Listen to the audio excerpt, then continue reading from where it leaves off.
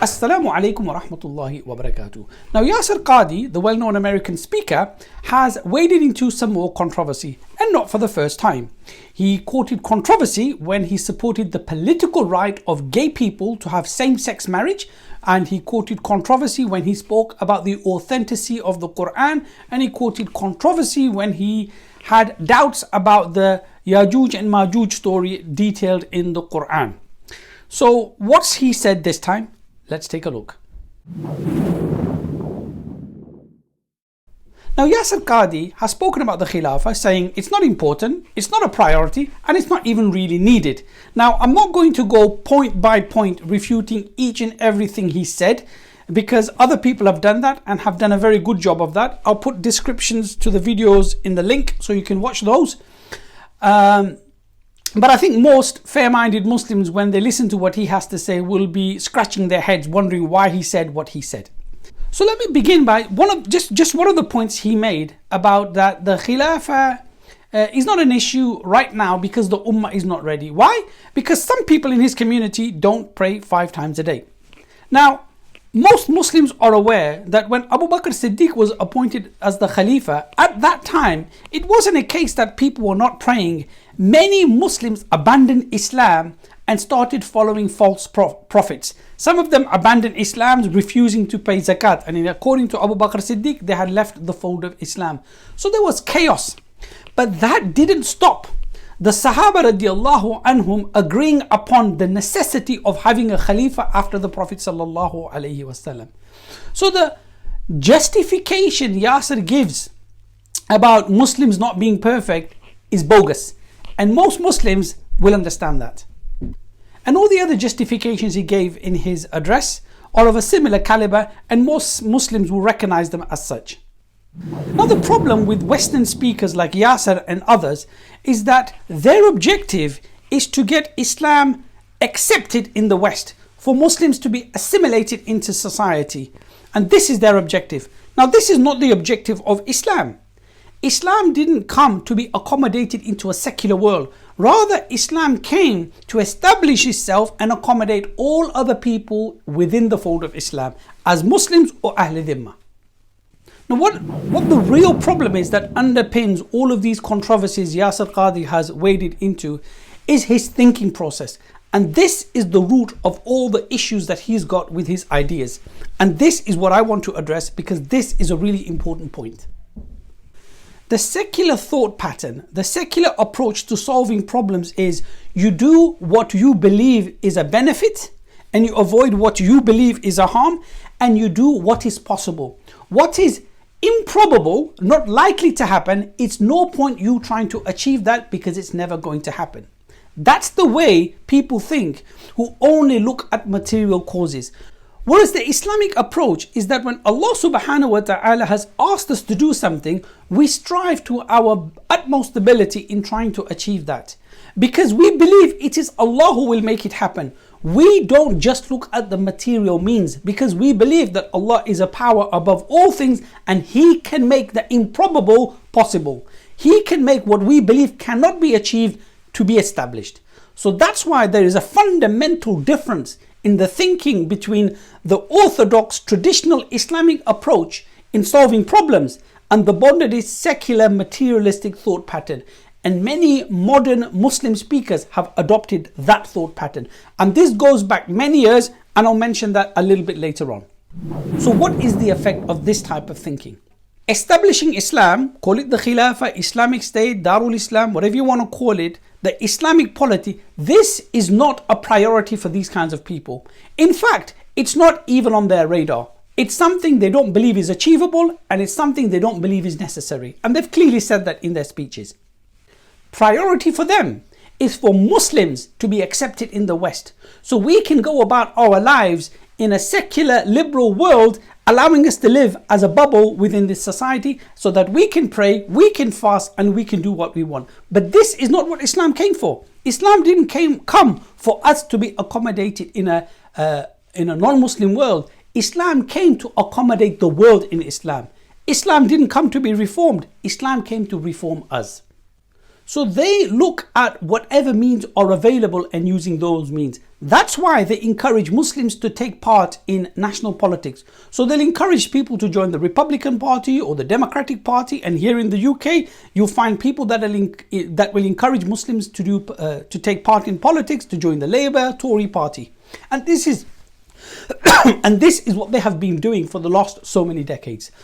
So when it comes to the issues in the Muslim world, like what's going in Gaza now, and what previously happened in Iraq, in Afghanistan, in Yemen, and various other places in the world, their means of operation is to put pressure on the Western governments to do something, because that is the practical, quote unquote, way of achieving change. And they have put all their eggs in this basket.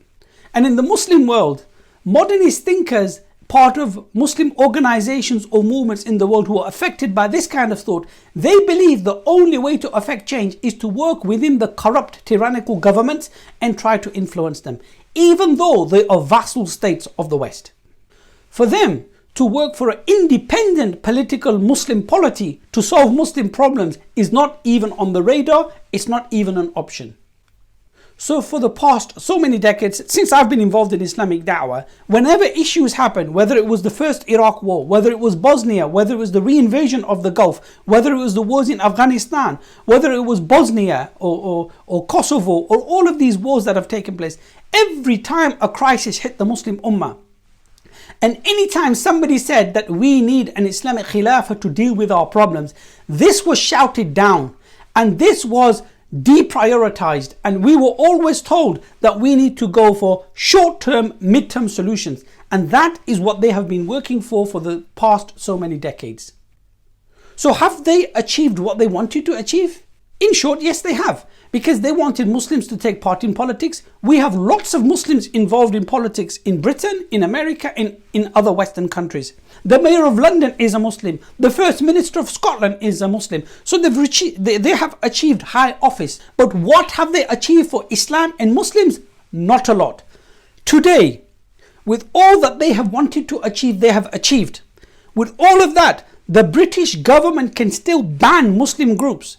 And the British government can label Muslims as extremists, and they can do nothing. So after all these years of pursuing this agenda, achieving what they set out to achieve, we are in a worse situation nationally and internationally. This hasn't paid any kind of dividends to the Muslims.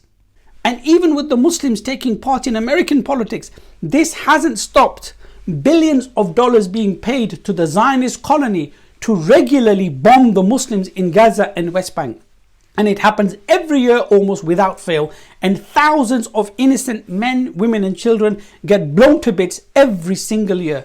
And we have not been able to leverage any kind of pressure on these governments, because the Muslims have gone to serve their interests and they have not come to serve our interests. And if you ask the Labour Party or the Conservative Party or the Republicans or the Democrats that, do you have within your agenda anything to help the Muslims in the Muslim world? They'll say, no, it's got nothing to do with us. But this is the kind of narrative they have been giving us, that if we support them, they can help Islam. But the parties they join have got absolutely no agenda or no objective or no plans to help Muslims in the Muslim world. And this is the narrative we have been spun. And we are worse off today following the short-term, mid-term goals. And Khilafah was never ever focused upon, and so even after 4 decades, we have not been able to influence issues in the Muslim world, and we still don't have the Khilafah, because that is a means by which to solve our problems. So Khilafah wasn't a priority for these guys for the last 4 decades, but allying themselves with LGBT groups, that was a priority. Allying themselves with left-wing groups, that was a priority. What did we achieve? Not a lot. What did the homosexuals, the transsexuals and the queers and all the other people that come under this umbrella of LGBTQ plus whatever, what have they achieved? They've achieved recognition and normalization in society, and these people have played a part in that. And what have we achieved? We've achieved bombs and destruction of the Muslim world. And one of the other points Yasir Qadhi mentioned in his talk was that, the Khilafah didn't protect the Muslims. The Khilafah is an obligation, just like the Salah.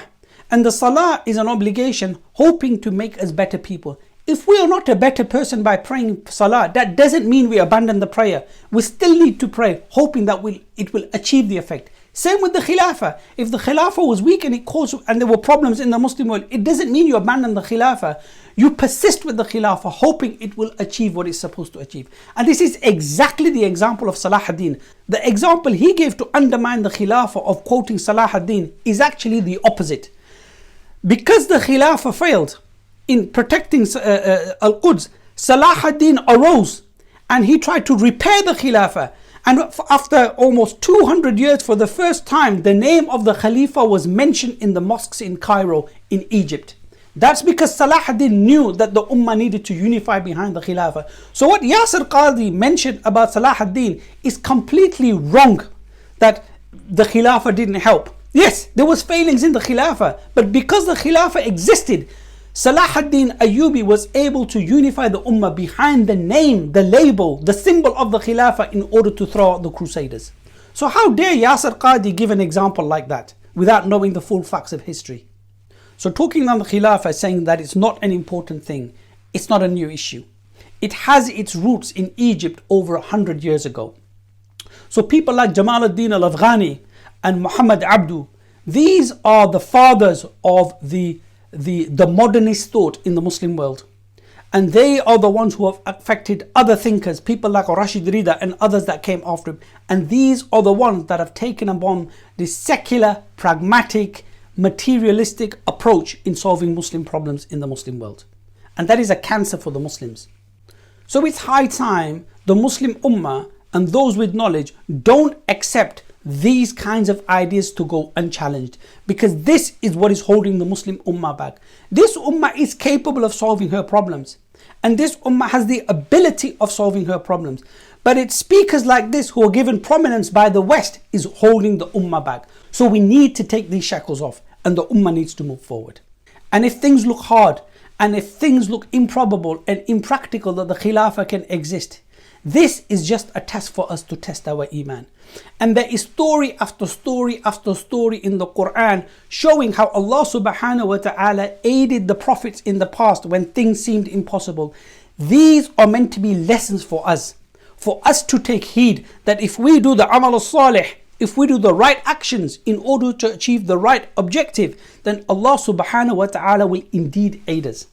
And Rasulullah sallallahu alayhi wasallam, when he would say things like to Suraqa that I will give you the bangles of Kisra, the emperor of Persia, the most powerful and probably the most richest man in the world at that time, it was impractical, improbable, not possible to happen. Yet they believed him. They believed him. Not that how are we going to do it? If the Prophet said it's going to happen, it's a done deal. It's going to happen. We just need to strive, because Allah is the one who's going to make it happen. So when the Khilafah Rashida Al-Thani is promised, when the unification of the Muslim world is promised, when the liberation of Aqsa is promised, when Al-Quds will become the Khilafah, will become the capital of the Khilafah, when this has been prophesied, this is all a done deal. It's going to happen. Whether me and you can visualize that, and whether me and you can understand how it's going to happen, is irrelevant. It's a done deal, it's going to happen, and we need to get behind it. Because it is by getting behind the promise of Allah, it is that which will make the promise of Allah become a reality. وصلى الله على سيدنا محمد والحمد لله رب العالمين. السلام عليكم ورحمة الله وبركاته.